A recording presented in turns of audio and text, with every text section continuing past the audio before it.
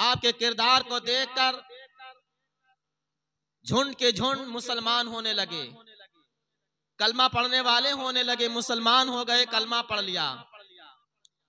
सैयदी सरकार ख्वाजा गरीब नवाज रदी अल्लाह ताला अन्हों के पास जो आता वह मुसलमान हो जाता, कलमा पढ़कर इस्लाम में दाखिल हो जाता। आपने वो किरदार, वो अखलाक पेश किए कि लोग आपके इखलाकों किरदार को देखकर कलमा पढ़ने पर मजबूर हो जाया करते थे। जो आपके बागी थे, जो आपके दुश्मन थे, वो देखते थे कि एक ऐसा बुजुर्ग, ऐसा दुर्वेश, ऐसा फकीर हिंदुस्तान में आ गया, जो भी उनसे मिलने के लिए जाता है और उसकी नजर उनके चेहरे पर पड़ती है तो उसके ईमान को ताजा कर देती है, उसके दिल की कैफियत को बदल देती है और कलमा पढ़कर मुसलमान हो जाया करता है। अजीजाने गिरामी वक़ार, तो यहीं पर आपके बहुत सारे दुश्मन भी हो गए, बहुत सारे दुश्मनों ने आपकी जान भी लेना चाहिए, आपको तकलीफें देना चाहिए, आपको मुसीबतों परेशानियों का सामना भी करना पड़ा।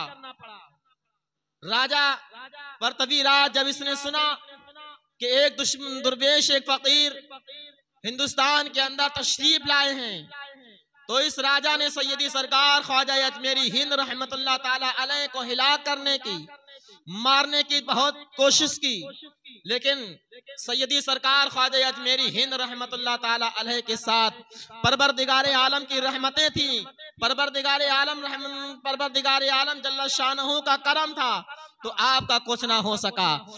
दुश्मनों ने आपको बहुत हिलाको बर्बाद करने की कोशिश की, लेकिन परवरदिगारे आलम का कर्म था, उसका फसल था, कोई कुछ ना बिगाड़ सका।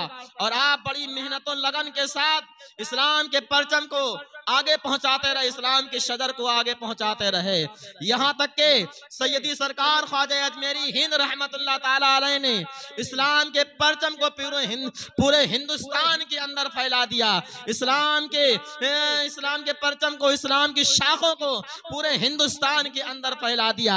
अपने आप तो मुसीबतें उठा ली, परेशानियां उठा ली, लेकिन परवरदिगारे आलम और प्यारे नबी करीम ताजदार मदीना सल्लल्लाहु अलैहि वसल्लम का जो सबक था, जो दरस था, उसको आगे पहुंचा दिया और आपने परचम इस्लाम को बुलंद फरमा दिया।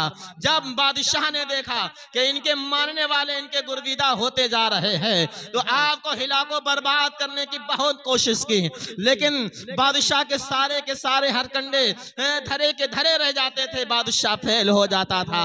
एक मर्तबा बादशाह ने कहा कि क्यों ना इनके पीछे हाथी छोड़ दिए जाए, जिससे जो है ख्वाजा गरीब नवाज हिलाक हो जाएंगे, तबाह हो जाएंगे।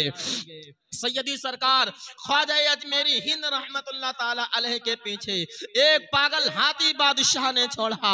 बादशाह ने जब पागल हाथी छोड़ा तो आपके मुरीदों ने कहा कि सरकार वो देखो हाथी दौड़ा हुआ हमारे पीछे चला आ रहा है। तो सैयदी सरकार ख्वाजा अजमेरी हिंद रहमतुल्लाह ताला अलैह ने इरशाद फरमाया, ऐ मेरे साथियों, ऐ मेरे मुरीदों, घबराओ नहीं, अल्लाह की मदद हमारे साथ है, हमें कुछ नहीं हो सकता है। अलबत्ता वो हाथी और करीब आ गया, आपके मुरीद डरने लगे, ख्वाब ज़दा हो गए।